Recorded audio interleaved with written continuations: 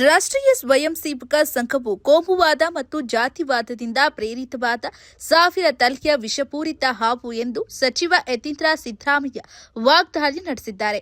AICC ಅಧ್ಯಕ್ಷ ಮಲ್ಲಿಕಾರ್ಜುನ್ ಖರ್ಗೆ ಭಾಷಣ ಬಳಿಕೆ ಸ್ಥಳವನ್ನು ಶುದ್ಧೀಕರಣ ಮಾಡಿದ್ದನ್ನು ವಿರೋಧಿಸಿ ಆಗಸ್ಟ್ 15ರಂದು ಮೈಸೂರಿನ ಕಾಂಗ್ರೆಸ್ ಕಚೇರಿ ಮುಂದೆ ನಡೆದಂತಹ ಪ್ರತಿಭಟನೆ ವೇಳೆ ಮಾತನಾಡಿದಂತ ಯತೀಂದ್ರ, ಆರ್ಎಸ್ಎಸ್ ಸಾವಿರ ತಲೆಯ ವಿಷಕಾರಿ ಹಾವಿನಂತಿದೆ. ಇದು ಜಾತಿವಾದ, ಕೋಮುವಾದ ಮತ್ತು ವಿಷದಂತಹ ವಿಚಾರಗಳಿಂದ ತುಂಬಿದೆ. ಇದು ವಿಷವನ್ನ ಕಾರುತ್ತಾ ಇಡೀ ಸಮಾಜವನ್ನೇ ವಿಷಪೂರಿತಗೊಳಿಸೋದಕ್ಕೆ ಯತ್ನಿಸ್ತಾ ಇದೆ. ಹಾಗಾಗಿ ಇದನ್ನ ನಿಯಂತ್ರಿಸದೆ ಬಿಟ್ರೆ ನಮ್ಮ ಸಮಾಜ ಹಾಳಾಗ್ತದೆ ಅಂತ ಹೇಳಿ ದೇಶಕ್ಕೂ ಹಾನಿಯಾಗ್ತದೆ ಎಂದು ಕಿಡಿಕಾರಿದ್ದಾರೆ. ಇದೀಗ ವಿಡಿಯೋ ವೈರಲ್ ಆಗ್ತಾ ಇರೋ ಬೆನ್ನಲ್ಲೇ ಕಾಂಗ್ರೆಸ್ ಅಧ್ಯಕ್ಷ ಮಲ್ಲಿಕಾರ್ಜುನ್ ಖರ್ಗೆ ಅವರು ಸಾರ್ವಜನಿಕ ರ್ಯಾಲಿಯಲ್ಲಿ ಉದ್ದೇಶಿಸಿ ಮಾತನಾಡಿದ ನಂತರ ನಡೆದಿದೆ ಎನ್ನಲಾಗ್ತಾ ಇದೆ. ಶುದ್ಧೀಕರಣ ಪ್ರಕ್ರಿಯೆ ಸಂಬಂಧ ಆರ್ಎಸ್ಎಸ್, ಬಿಜೆಪಿ ಮತ್ತು ಶ್ರೀರಾಮ ಸೇನೆಗಳು ಮಲ್ಲಿಕಾರ್ಜುನ್ ಖರ್ಗೆ ಅವರಲ್ಲಿ ಸಾರ್ವಜನಿಕವಾಗಿ ಕ್ಷಮೆ ಯಾಚಿಸಬೇಕು ಅಂತ ಹೇಳಿ ಆಗ್ರಹಿಸಿದ್ದಾರೆ. ಈ ಆರ್ಎಸ್ಎಸ್ ಅನ್ನೋದಿದೆಯಲ್ಲ, ಇದು ಒಂದು 1000 ಹೆಡೆಗಳಿರುವಂತಹ ವಿಷ ನಾಗರ. ಅದ್ರ ತುಂಬಿಕೊಂಡಿರುವಂತದ್ದು ಜಾತಿವಾದ, ಕೋಮುವಾದ, ಮನುವಾದದ ವಿಷ ತುಂಬಿಕೊಂಡಿರುವಂತದ್ದು.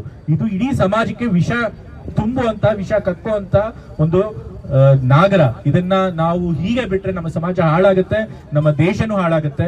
ಹಾಗಾಗಿ ಯಾರ್ಯಾರು ಪ್ರಜ್ಞಾವಂತರಿರ್ತಾರೆ, ಯಾರು ಈ ಜಾತಿ ವ್ಯವಸ್ಥೆಯನ್ನ ತೊಡೆದು ಹಾಕ್ಬೇಕು ಅಂತ ಭಾವಿಸಿರ್ತಾರೆ, ಅವರೆಲ್ಲರೂ ಕೂಡ ಇವತ್ತು ಈ ಆರ್ಎಸ್ಎಸ್ ನ ಹೀನ ಮನಸ್ಥಿತಿಯನ್ನ ನಾವು ಖಂಡಿಸಬೇಕು. ಅದ್ರ ವಿರುದ್ಧ ನಾವು ಪ್ರತಿಭಟನೆ ಮಾಡಬೇಕು. ಆರ್ಎಸ್ಎಸ್ ಅವರು, ಬಿಜೆಪಿ ಅವರು, ಶ್ರೀರಾಮ ಸೇನೆಯವರು ನಮ್ಮ ಕಾಂಗ್ರೆಸ್ ಪಕ್ಷದ ಅಧ್ಯಕ್ಷರಂತ ಮಲ್ಲಿಕಾರ್ಜುನ್ ಖರ್ಗೆ ಅವರ ಹತ್ರ ಅವರು ಸಾರ್ವಜನಿಕವಾಗಿ ಕ್ಷಮೆ ಕೇಳಲೇಬೇಕು. ಅಲ್ಲಿ ತನಕ ನಾವು ಈ ಪ್ರತಿಭಟನೆ ಮುಂದುವರಿಸಬೇಕು, ಬಿಡಬಾರ್ದು ಅಂತ ಹೇಳಿ ನಮ್ಮ ಕಾಂಗ್ರೆಸ್ ಕಾರ್ಯಕರ್ತರು ನಾನು ಮನವಿ ಮಾಡ್ತಾ ಇದ್ದೇನೆ.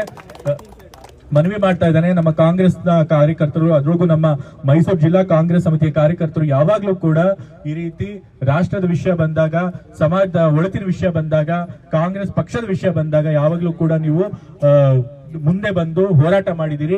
ಇವತ್ತು ಕೂಡ ನಮ್ಮ ಖರ್ಗೆ ಅವ್ರಿಗಾದಂತಹ ಅವಮಾನದ ವಿರುದ್ಧ ನೀವು ಹೋರಾಟಕ್ಕೆ ಬಂದಿದ್ದೀರಿ. ಹಾಗಾಗಿ ಇವತ್ತು ಪ್ರತಿಭಟನೆಗೆ ಸೇರಿರುವಂತಹ ನಮ್ಮ ಮೈಸೂರು ಕಾಂಗ್ರೆಸ್ ಜಿಲ್ಲಾ ಸಮಿತಿ ಎಲ್ಲ ಕಾಂಗ್ರೆಸ್ ಬಂಧುಗಳಿಗೆ ಮತ್ತೆ ಈ ಕಾಂಗ್ರೆಸ್ ಜಿಲ್ಲಾ ಸಮಿತಿ ಇಬ್ಬರು ಅಧ್ಯಕ್ಷರುಗಳಿಗೆ ನಾನು ಕೃತಜ್ಞತೆಗಳು ಸಲ್ಲಿಸಿ ನನ್ನ ಮಾತನ್ನು ಮುಗಿಸ್ತಾ ಇದ್ದೀನಿ. ನ್ಯೂಸ್ ಅಲರ್ಟ್, ನಿಮ್ಮಿಂದ ನಿಮಗಾಗಿ.